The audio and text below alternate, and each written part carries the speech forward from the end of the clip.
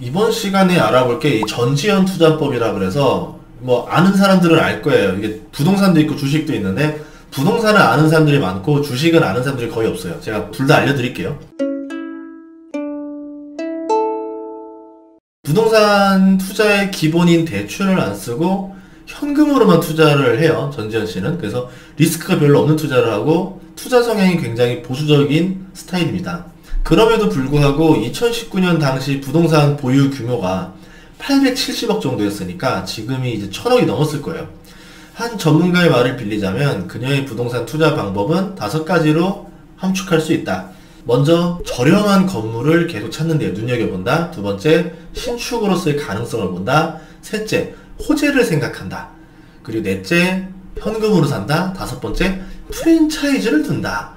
프랜차이즈를 왜 둘까 했더니 그거죠. 프랜차이즈는 인지도가 높으니까 그 건물이 상징성이 될 수가 있습니다. 그리고 프랜차이즈는 보통 안정적인 수익을 추구하기 때문에 임대 수익도 안정적으로 확보할 수 있다라는 거죠. 부동산 사례를 하나 보면은 뭐 논현동 학동역이 옛날에 있었어요. 2007년에 86억으로 매입을 했었는데요. 2005년 25살일 때 아이파크를 대출 10억을 받아가지고 매수했습니다.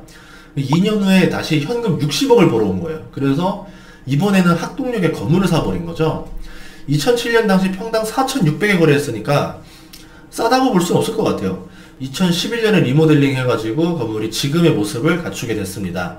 이 학동역이라는 곳이 중소형 미디어 회사, 광고 회사, 뭐 연예기획사, 약간 중소형 회사들이 많이 몰려있고 2007년이면 한창 좋을 때예요. 일단 오디션 전화 오면 다 학동역에서 많이 했었거든요. 여기가 지하철역 바로 뒤에 이면도로라서 매도하기도 굉장히 좋은 곳입니다. 시세가 지금 그냥 평당 한 9천 정도 가지 않을까 이렇게 보고 있어요. 두 번째는 이제 동부 이천동 스타벅스 사례인데 2013년에 58억을 주고 샀는데 여기는 잘 샀다는 것 중에 하나가 뭐냐면 신축이 불가능한 지역이에요. 구축을 증축해서 하거나 뭐 개축을 해야 되는 곳인데요. 토지 기준으로 보면은 평당 7,600만원에 매입을 했습니다. 뭐 비싼 거 아니냐라고 하는데 가격을 떠나서 거래 자체가 없는 곳이에요. 그냥 산 거 자체도 대박이다라고 보시면 됩니다. 이촌역 도보 8분 거리고 주변에 이제 아파트촌이고요. 여기서 제일 중요한 건 앞으로 재건축이 됐을 때 한남동 같은 곳이 될 가능성이 높은 곳 중에 하나예요. 그러면은 이 여기의 가격은 평당 7,600이 아니겠죠. 평당 억 단위를 훌쩍 뛰어넘을 겁니다. 다만 시간이 좀 오래 걸릴 수 있다는 거죠. 임대 수익률이 3.7% 정도 나오니까 세워라 내워라 기다리다 보면은 결국은 돈을 벌 수밖에 없는 자리였다라는 거였고요. 뭐 삼성동 고깃집 사례는 워낙 유명해서 2017년에 340억을 투자해가지고 그 고깃집을 하나 사드립니다. 이 지하철 9호선 라인이 황금 라인인데 여기에 샀어요. 삼성중앙역이랑 보문사역 도보 7분 이내 양쪽 사이에다 샀는데 코엑스 바로 옆에 큰 도로가에다 샀어요. 대지가 354평, 건물이 325평, 땅으로만 치자면 평당 9,167만원에 매수를 했죠. 굉장히 저평가라 볼 수 있는 게 그 당시 때는 평당 9,100이면 뭐 비싸니 어쩌니 할 수 있지만 시세가 나온 다음에 1.5억인데 1.5억인 것들도 지금 저 고깃집보다 위치가 더 안 좋습니다. 그래서 아마 호가가 2억 정도 나가지 않을까. 어떻게 보면은 이제 4년 만에 거의 300억 넘은 돈을 벌지 않았냐 이렇게 볼 수 있을 것 같아요.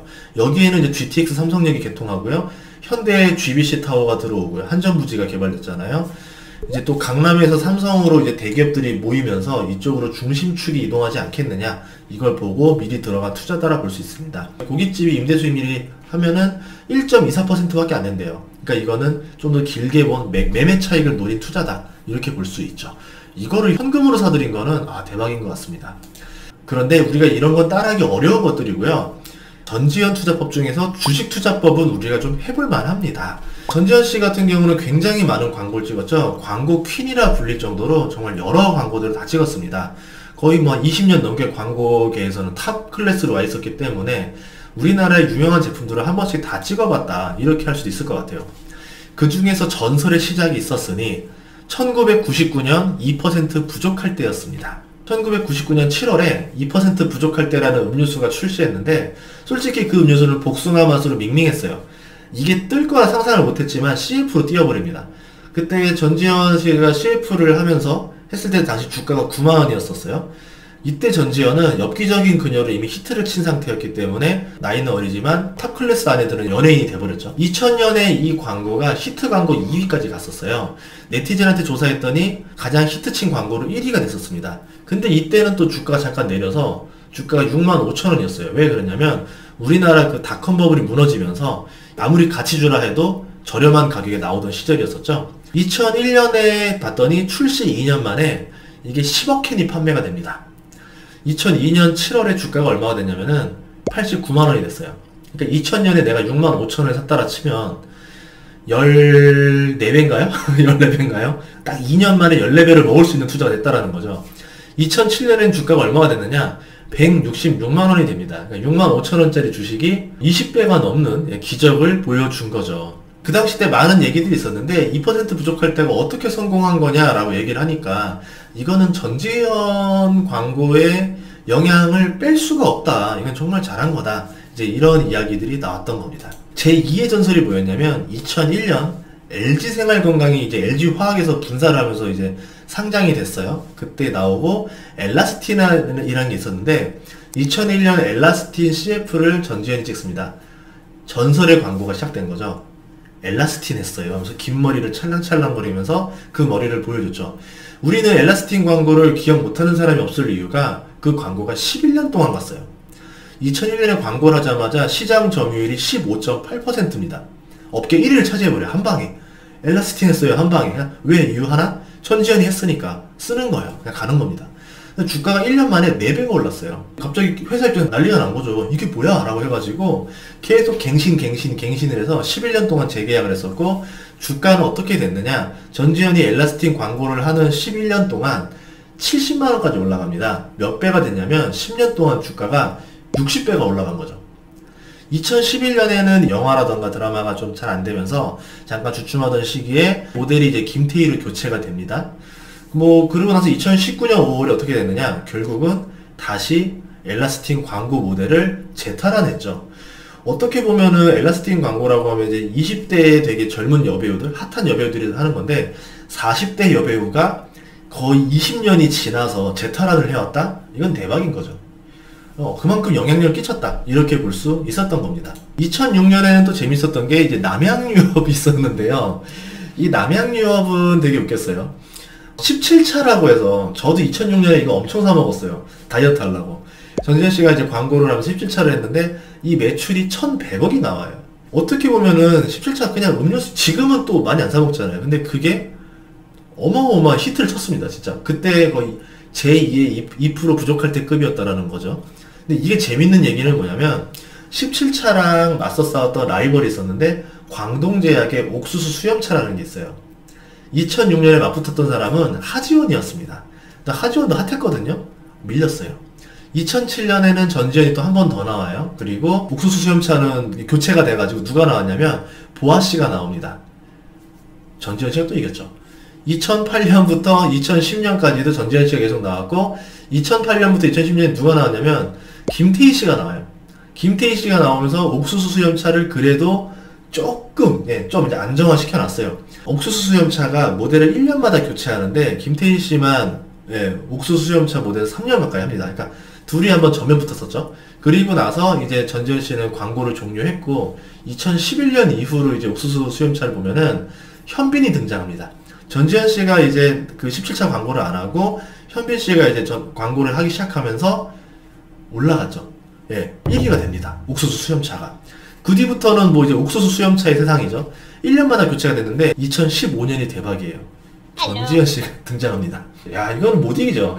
당대의 가장 핫한 연예인들을 써서 옥수수 수염차가 이거 유지하는 거죠. 그 이유는 뭐냐? 17차 때 전지현 씨한테 당황했기 때문에 정말 이제 광고 모델에게 돈을 안 아끼는 모습을 보여주고 있습니다. 2014년에는 BHC가 있었죠. 전지현 효과로 2016년 매출이 2천억대가 나옵니다. 업계 2위가 돼버려요. 어마어마한 영향력을 끼쳤죠. 2014년에 또 뭐가 있었냐면 한샘이라는 주가가 있었어요. 키친바흐라는 프리미엄 브랜드를 만들어서 이 전지현 씨가 광고를 했었는데 2014년 5월 광고에 등장했던 시절 한샘 주가가 7만원이었고요. 2015년 8월 한샘 주가가 34만 7천 원이 됐으니까 전지현 씨가 광고에 등장하고 나서 15개월 만에 주가가 5배가 올랐습니다. 근데 대기업이 아닌 작은 기업들, 뭐 아니면은 신제품을 냈을 때 또는 그동안 광고 모델을 쓰지 않는 분야에서 광고 모델을 기용했을 때, 그랬을 때 효과가 더 극대화하는 모습을 보여준다. SK텔레콤 광고도 있었어요. 2014년 2월에서 6월 동안 4개월 정도 굉장히 짧게 했습니다. 중도에 김연아 씨로 교체가 됐었는데요.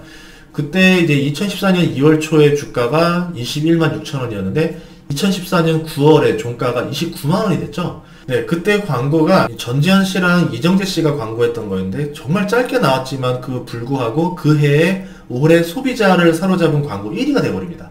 굉장한 히트를 쳐버려요. 그리고 이제 김연아 씨를 교체가 돼서 실제로도 기업 이미지는 좋았지만 어쨌든 전지현 효과를 톡톡히 봤다. 정말 짧은 순간이었지만 이제 그렇게 볼 수 있었습니다. 2014년에서 2019년 동안은 아모레퍼시픽에서 헤라 모델이 됩니다. 2014년 8월에 됐는데요. 그때 이제 2014년 주가가 굉장히 그렇게 비싸진 않던 시절이었어요. 그때 이후로 주가가 2015년에 엄청나게 오릅니다. 진짜 몇 배가 올라버려요. 주가가 한 4배 가까이 올랐던 것 같아요. 그 이유 중에 하나가 뭐냐면 2013년에 상영한 별에서 온 그대가 히트를 치니까 중국 쪽에서 대박 히트를 쳤어요. 그 당시 때 우리나라 화장품도 중국으로 진출하려던 타이밍이었기 때문에 중국 공략의 선봉장으로 활용을 한 거죠.